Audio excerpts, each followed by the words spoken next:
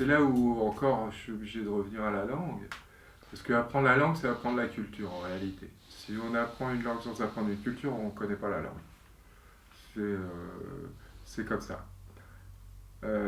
Et en effet, toujours, dans tous les pays que je connais, toujours on s'aperçoit que la réalité sur place n'a absolument rien à voir avec la représentation qu'on s'en fait de loin.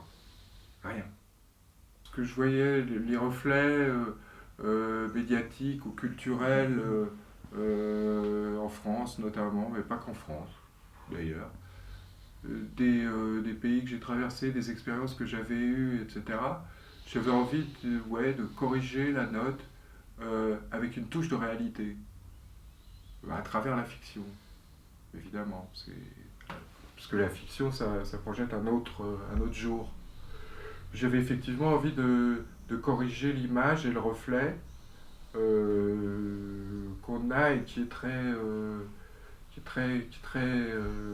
qui a un regard abusé, quoi.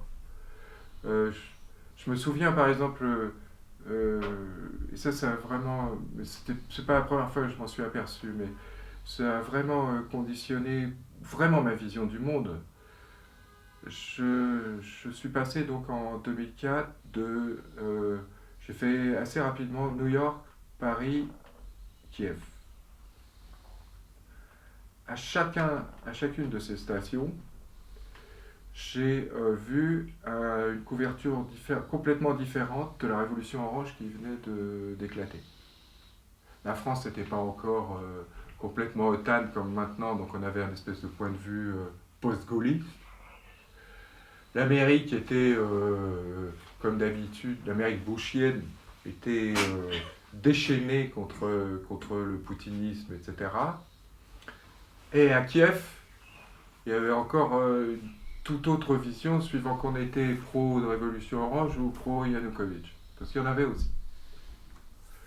Et ça, c'est très intéressant de voir comment chaque propagande, en réalité, déverse sa vision, et si on ne les voit pas toutes, on n'a rien vu, parce que la vérité elle est dans les interstices. Et c'est vrai que dans mes romans, j'ai souvent voulu parler des interstices des propagandes.